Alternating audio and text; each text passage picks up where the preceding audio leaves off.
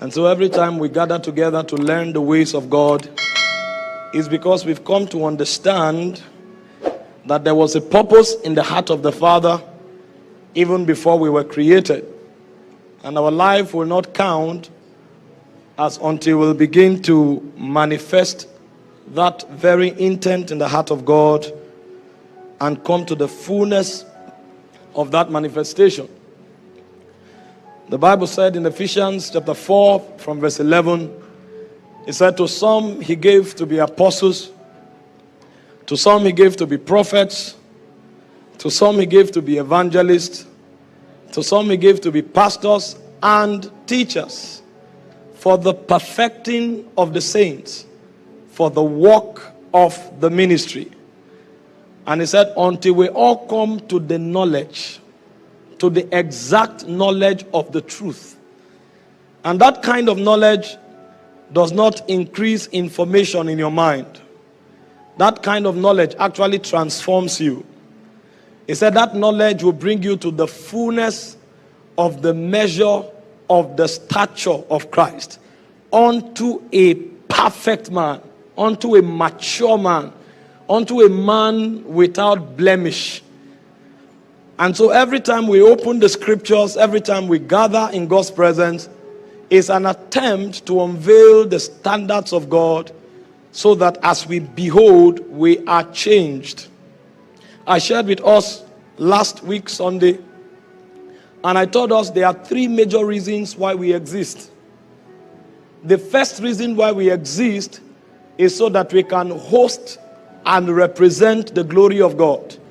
That's why Paul, teaching in 1 Corinthians 11, he said, man is the glory of God. And the glory of God is not a shadow. It's not a cloud. It's not a mist. The word glory is the word kaboid. It means the essence of God. And the essence of God is threefold: his nature, his likeness, and his life. So when you find a man who is able to reflect the nature of God, the likeness of God, and the life of God, that's a man expressing the glory of God. And so existence would be a waste except as we come to that point in spiritual maturity where we are able to host and reflect the glory of God. And I told us the second reason we exist is to give expression to the will of God. God has a will, he has an intention, he has an agenda. And that agenda on the face of the earth will not be carried out by angelic functionaries. Angels are carrying out God's agenda as we speak now perfectly in the heavens. If you go to the heavenly realms, there are angels in their order and in their ranks, and they are giving expression to the purpose of God. In Revelation chapter 4 and verse 5, for example, we see that forever and ever, day and night, the angels are worshiping, holy, holy, holy is the Lord. Nothing truncates it, because they've attained the level of perfection. But on the earth realm, the purpose of God is yet to be fulfilled. And so God is still raising and equipping men to give expression to the purposes of God. And so the second reason why we exist is to give expression to the will of God. That's what you call the kingdom. The kingdom is actually the ability to host the government of God and to express it in your context. Now, while you are doing that, Jesus said, every other thing shall be added unto you. And so the things men pursue are actually supposed to be addition to those who are living to give expression to the will of God. Because the will of God is a precursor. The will of God is a requirement, and at the same time, it's an activator of the resources of life. You will struggle unless you begin to live out the will of God. No man pursuing a divine vision is small on earth.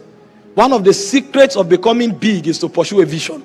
The moment you begin to pursue and advance the will of God, everything you need will be added unto you. And so that defines the second reason why we exist on the face of the earth. And the third reason why we exist on the face of the earth, like I told us, is for intimacy.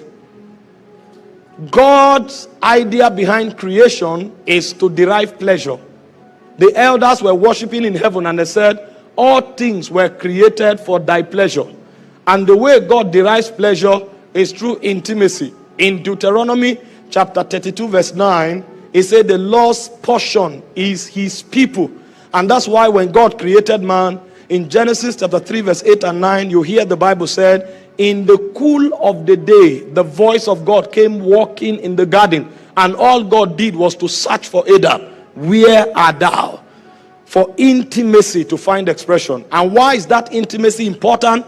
Because only through intimacy can divine agenda be born. The way a man and a woman engages intimacy and gives birth to an offspring, that's how divine agenda is born through intimacy.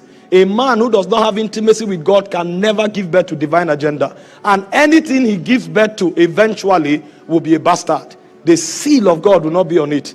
You notice in Genesis chapter 4, the Bible said, Cain left the presence of God and he pioneered a whole civilization that God knew nothing about. That kind of civilization is a bastard. It doesn't have the signature of God on it. But the moment Enosh was born and men began to call upon the name of the Lord, the will of God, the purpose of God, the agenda of God began to find expression again. So 3 things that defines the essence of our existence is to become custodians and reflectors of the glory of God. Number 2, to become propagators and perpetuators of the will of God. And number 3 is to become men of intimacy, dogged intimacy, seeking the presence of God and living there all the days of our lives. When a man gets to that point, he becomes a man truly fulfilling the purpose for his existence. Having explained this basic foundation,